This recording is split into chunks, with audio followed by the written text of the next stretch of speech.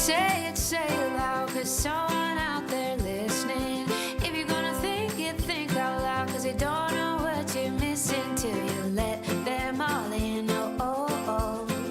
Tell them what it's all about. Oh, oh, oh. You're listening to the Divorce Registry podcast, talking about real people, real issues, and real solutions. I'm Jonathan Fogel, a family law attorney. And I'm Amanda Johnson, a family law paralegal. This is the Divorce Registry podcast, where we provide informative, entertaining, and invaluable insights into all aspects of family law. You can reach us at thedivorceregistry@gmail.com, and be sure to follow us on Facebook. Amanda and I are partners at work and in life. We are both divorced, and we have 5 kids between the two of us. Some call it chaos. We just call it family. We call it chaos too. Yeah, you're right. The signs say you'll be coming up roses soon. It all comes back to you. It all comes back to you.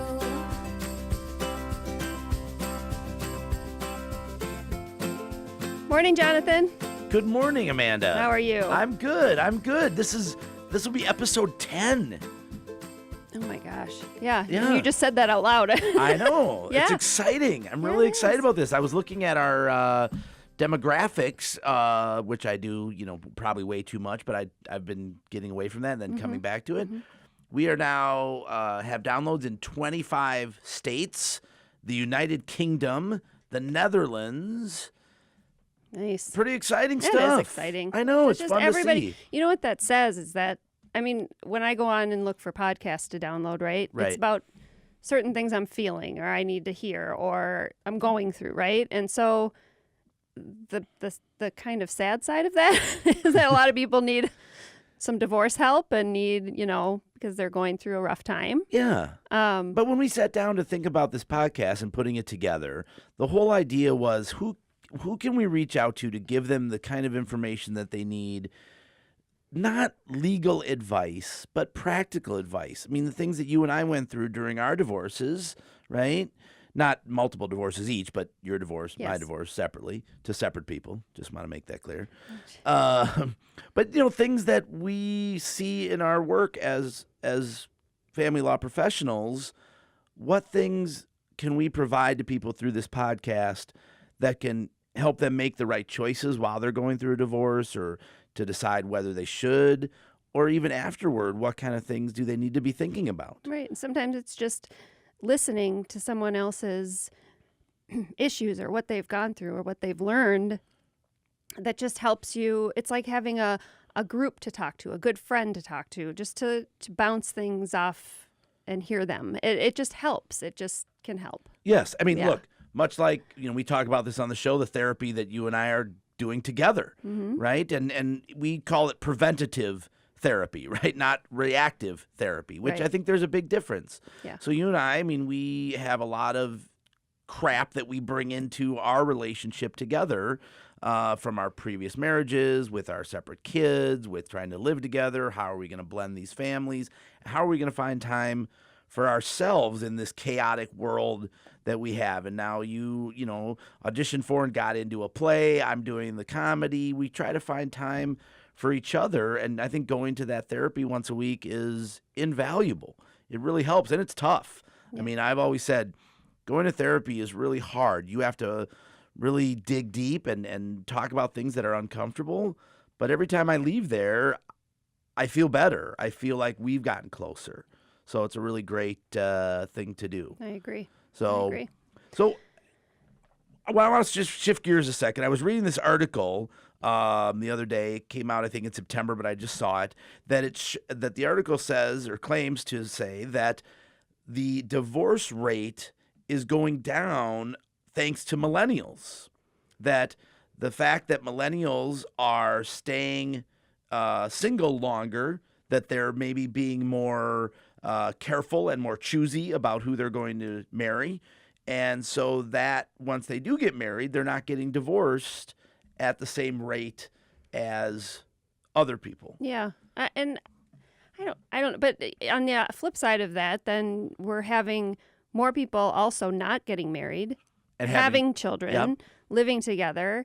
And I read that that's not very stable, right? I mean, and then that we get those in paternity cases that come to us. Right. And it's almost more urgent when they come to us because of how one person can just take the kids basically and say, nope, you can't see them. Right. Well, and when you say one person, it's really the mom. I mean, when a yes. child is born out of wedlock, there are not necessarily laws to protect the biological father unless the biological father goes to court and gets a court order. In most states, once the child's born, if they're not married, mom has all custodial rights unless dad goes to court and gets those rights. So we'll save this for another show. We can talk about that more. But yes, we are seeing more of that amongst the younger clients that we have, that they're not married, but they're having children.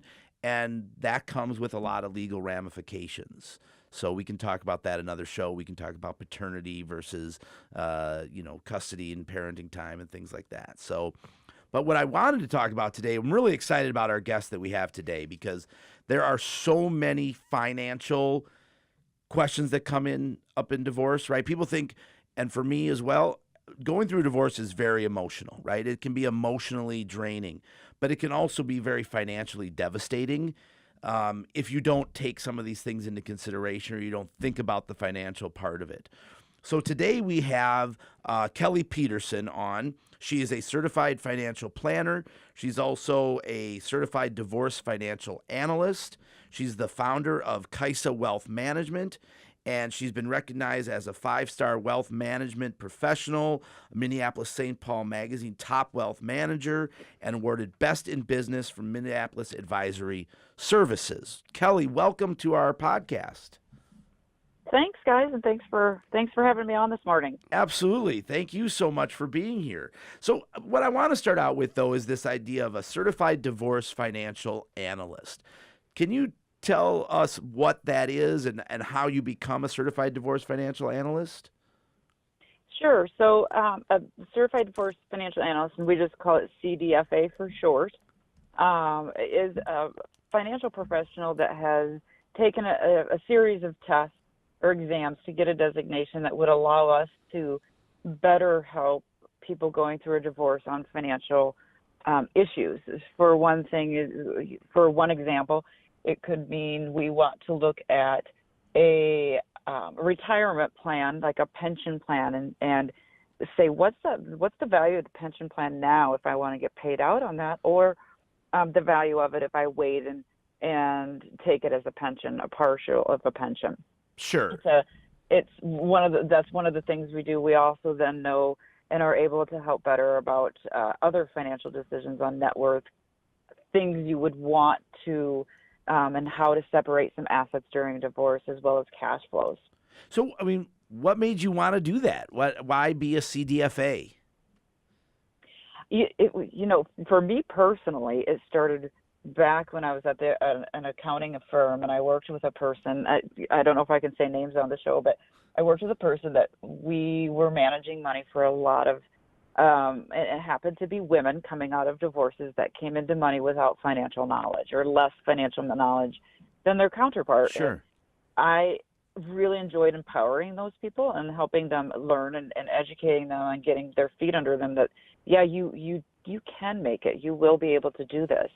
And so as I started working with more and more of those types of people, I wanted to make sure that I had the right designation and the right education to help them learn and find that empowerment. Well, that's great. And I think that's exactly what, what we're trying to do as well and why we have you on, because I think with more knowledge and more education, then people can make good choices on their own, which is really important. Let me ask you this. When is a good time for someone that is thinking about a divorce or going through divorce to reach out to you? Yeah, I think it's before you pull the trigger or when you're starting to think about it, because one of my first suggestions is know what you, on the financial side, there's a lot of other things that go with it. Sure. But on the financial side is know what you have.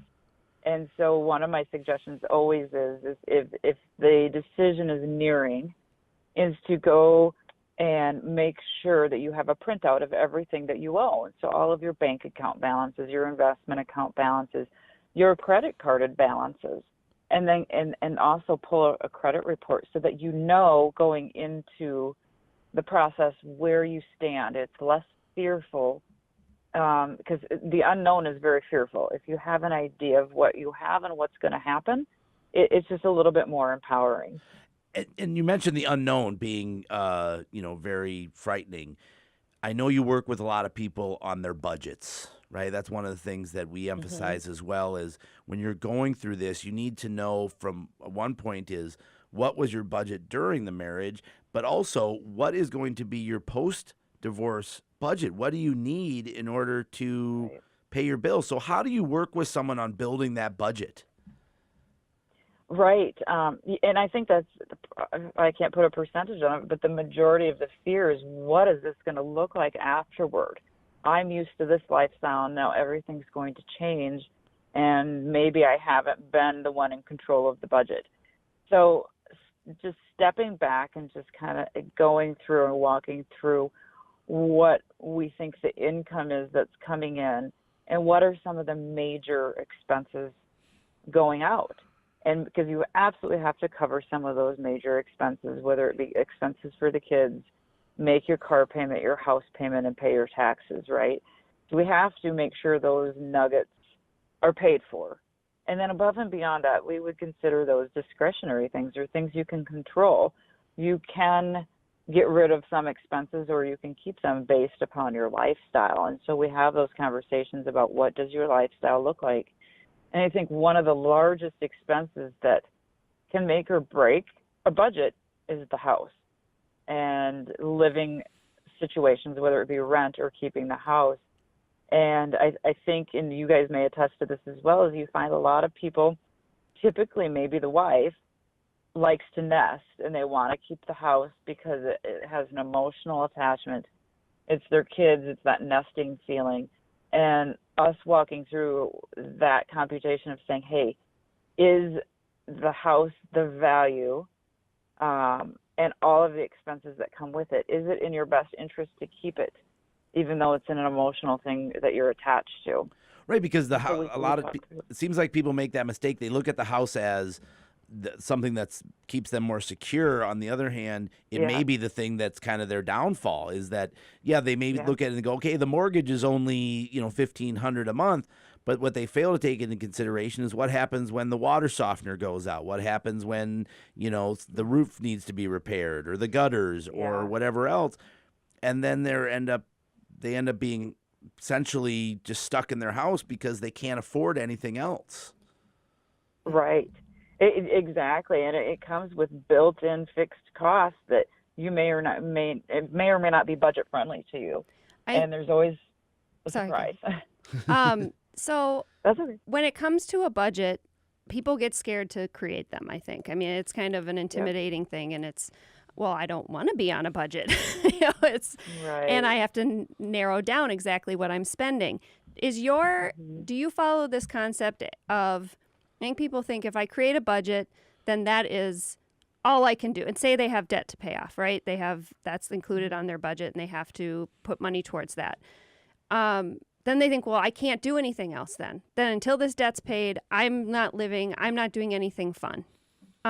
Whereas tell me if you can work with people. I think a good message sometimes is, no, you can. It just has to be, you have to set that aside and only have a certain amount to do those fun things. Right.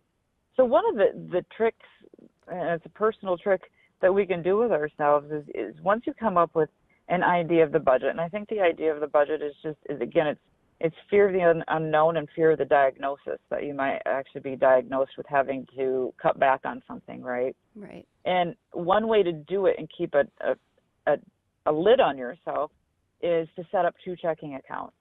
And so one checking account, maybe your paycheck, the spousal support, whatever the income is, goes 100% into that first checking account. And from there, all of your bills that you absolutely have to pay, whether it's your debt, your mortgage, everything that keeps you afloat that have to be paid, comes out of that account.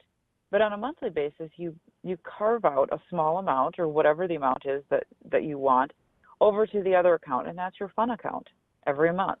So it's the account that you go out to dinner with, you buy your wine with, or whatever it is that you do. And every month, if that does run dry, you wait till it gets replenished that next month. You don't just pull from the other account. Yeah, don't pull from the other account. Even if you have to have it at two banks to keep from pulling it, do it, because it will help you be accountable to your fund budget, if you will. Mm-hmm. But you should put a line item on there for fund budget. Well, and part of it, from a divorce context, it's so important to know what that budget is. First of all, to work with someone like yourself, Kelly, is really helpful to the attorney that's working with the person going through the divorce, because if I, as the attorney, know what that budget is and know what my client needs to meet that budget, then that plays into how we can settle the support piece of the case, whether it's spousal maintenance or alimony or child support. We need to know, is my client what do they need in order to meet that? And the unfortunate reality is that when we take one household that's functioning on a fixed income, and then we separate it into two households and we are using the same fixed income, that stretches people. Most people can't afford to continue the exact same budget when there's now two households. So coming to someone like you can be so valuable to help those people figure out, okay, what do I need to cut? What can I cut? How can I still move forward? And I think so many people fight that urge because of that fear. Exactly. And I think take it a step further, for better for worse, it's when you're in such a fearful state, because it's very emotional for most divorces anyways, you tend to think immediately, what's in front of me, immediate. And maybe the short-term budget is the immediate thing that's in front of you. But I try to also take it a step further and help clients think of the long term. So if you're now separated, you have your own personal retirement that you have to get through. So taking, if you have spousal support and you're thinking about a big, huge number versus something else, or whatever income is coming in, making sure that spousal support likely ends at some point. Child support ends at some point. So there has to be a plan of what happens when it ends. There has to be some sort of thought about, I have to get to retirement and think about, well, how am I going to get through retirement too? So maybe I'm getting this huge spousal support payment. I said maybe, not everybody does. Right. Then think about saving some of that too. So put that line item in there and say, this is like my job. I'm going to save like I have a 401k, because I have my own life to think about, and retirement's part of that. Right. And also, from your standpoint, too, I mean, the law is changing here in January of 2019, but a spousal maintenance payment, if someone's getting, let's say, $3,000 a month in spousal maintenance right now, they have to pay taxes on that money. And so I see a lot of people, and I'm sure you do too, they get the spousal maintenance payments at the end of the year. They haven't set any money aside for the tax portion of that. And that can be devastating. And so you work with people as well to say, look, yes, you're going to get the $3,000, but the tax, what you're going to net is X amount. Make sure you're paying either estimated taxes throughout the year, or at least keep money aside for that. Yes, now you're speaking my language. Yes. Taxes, because there's also a penalty on top of that. If you don't pay the man up, while you're earning the money, he gets mad and penalizes you. So you have to think through those things, and that's part of our financial planning process, is to think through those things, make sure we're paying our estimated taxes, and just making sure that we're doing those personal tricks in our budgets to keep our fund account separate, make sure the bills get paid. Don't let your credit cards rack up. Well, and to that end also about you, I liked what you said about both looking at a short-term solution, but also the long-term and the long game.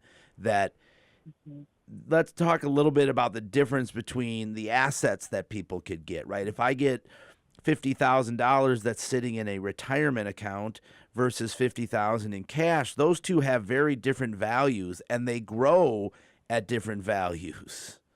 Exactly. So cash is usually king, right? Like if you can take it all in cash, there's no tax on cash, right?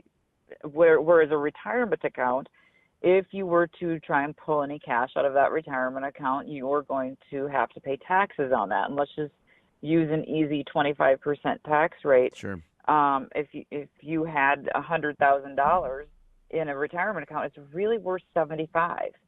And so a cash value of 100 versus a retirement account that's really valued at 75, it's very different. So we always, and it goes even a step further in saying that liquidity, it's not as easy to get to the IRA because if you don't take it out perfect timing during divorce, which is right at divorce, then there's a penalty on top of that tax to take it out to get to the cash, whereas the cash you can have at any time.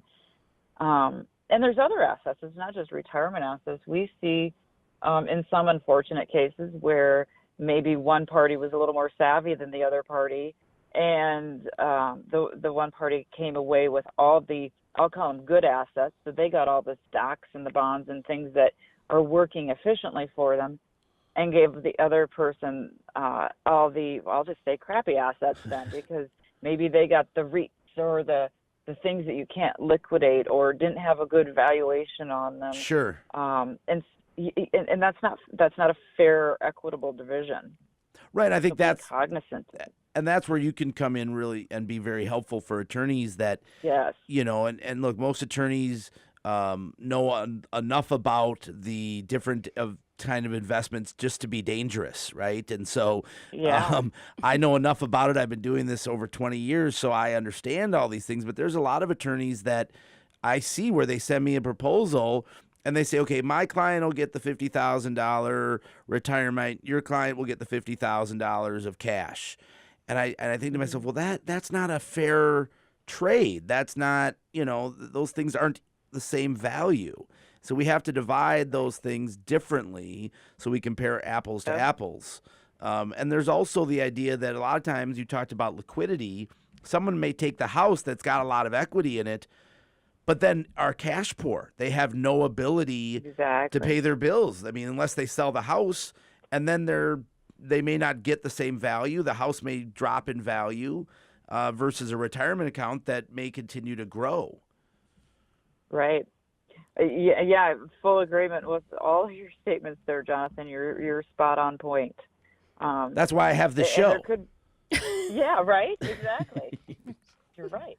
No, and then there could be an asset on the balance sheet that looks like it's not worth anything, but in 10 years it's going to be, it could be like a company or a personal investment that in 10 years is going to have exponential growth, or it turns into something, and it's just worth taking a second look at and valuing those things. I think people with, especially their own businesses, that can get very tricky on what do you get paid for that business and how do you get an equitable distribution of that.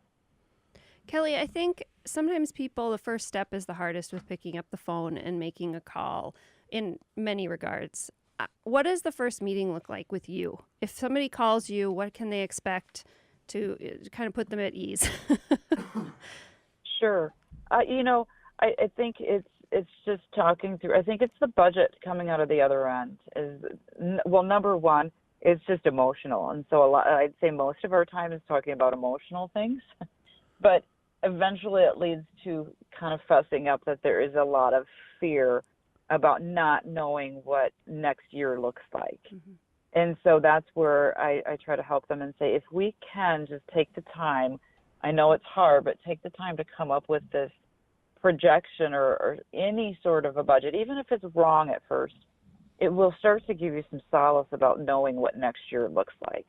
And if we can kind of pinpoint what next year looks like, then we might be able to look at 4 or 5 years out, and we'll keep moving outward from there. And if you're armed with that knowledge, I think you can go back and be a lot more reasonable in these discussions with attorneys and spouses, et cetera, because you have a little more knowledge, less fear, less anxiety. And I think people make the best decisions when they have that information. I mean, people make bad decisions when they're afraid. When they're exhausted or when they feel overwhelmed. They just tend to, and I see that in my clients. They tend to be reactive and just fine. I just want to be done. I'll just take whatever. Whereas if I see that they're working with someone like yourself, they come into the negotiation with a much more appreciation of what is going on. They don't make those decisions, knee-jerk decisions, and they tend to end up much better from a financial standpoint and therefore an emotional standpoint as well. So those two do get tied together. Right. Yes. And yeah, they're very intertwined. It's kind of like me with my stock market clients. You know, we make all of our decisions in times when we're having a really good market, and we know exactly what we're going to do when the market is down so that we're not making bad decisions. Right. And so if you can come prepared, you don't make those knee-jerk decisions in the divorce negotiation. Absolutely. Well, Kelly, thank you. So tell people where they can find you.